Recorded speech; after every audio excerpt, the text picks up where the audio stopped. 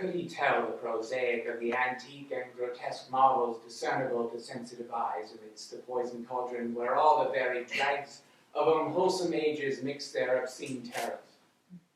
He had seen the hellish green flame of secret wonder and this blatant, evasive welter of outward greed and inward blasphemy, and he had smiled gently when all New Yorkers he knew scoffed at his experiment in police work.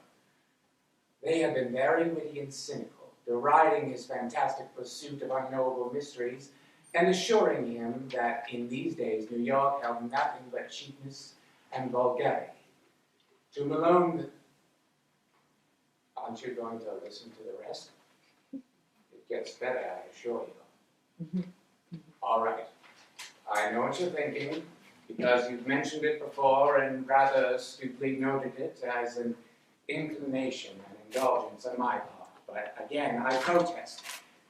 Given my psychoses, is it not valid or reasonable that I might see the world this way? And is it not my job as a writer of weird fiction to exploit my fears to such an extent that they possess the reader and demand that he, or she, as it were, feel and experience the horrors that have plagued me since birth? Look at me, Sonia. I said, look at me! Thank you. I don't fancy being cross with you.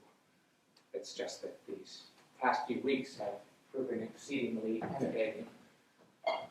A gentleman ought not to carry on in these conditions. You know, I had quite the gourmet supper last night.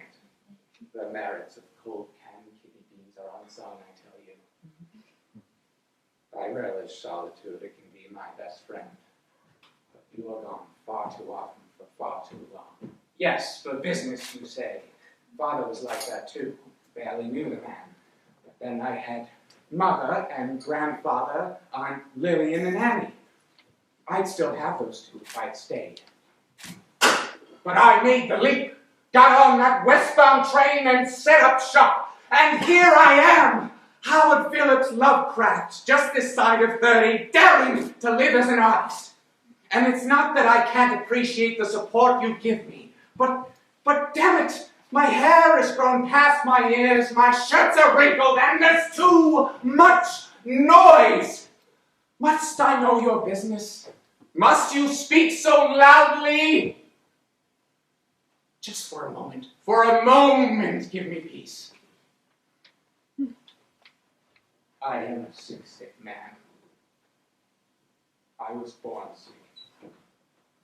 And somewhere between fever in my dreams, which caused which I remain unsure, I fell into a black void from whence I cannot escape. Oh, sweet Sonia, how I've tried.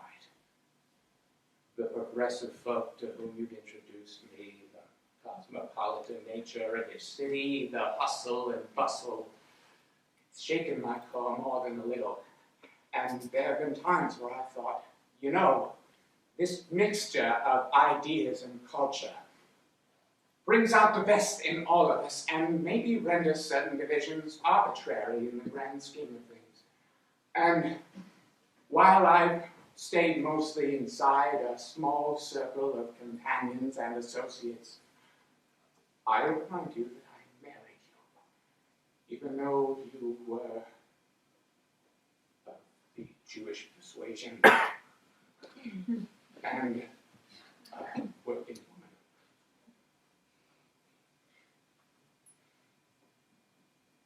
Yes, this spoiled boy from Providence has come a long way. But I was born sick. I am sick, and getting sicker. And rather than spew my venom onto you, whom I adore, I am attempting to address this sickness by channeling it into what I'd like to call my day job, storytelling.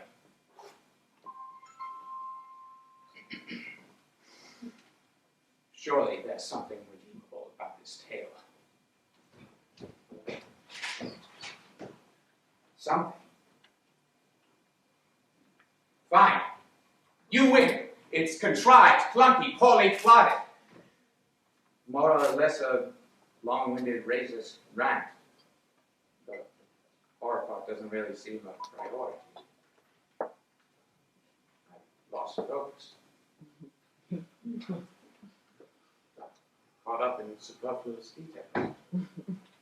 Generalized when I should have been more specific. Lacked restraint where I needed it most. I should have held back. Hold back, Howard, rein it in. Hold back, hold back, hold back! You're right, Sonia. I can't do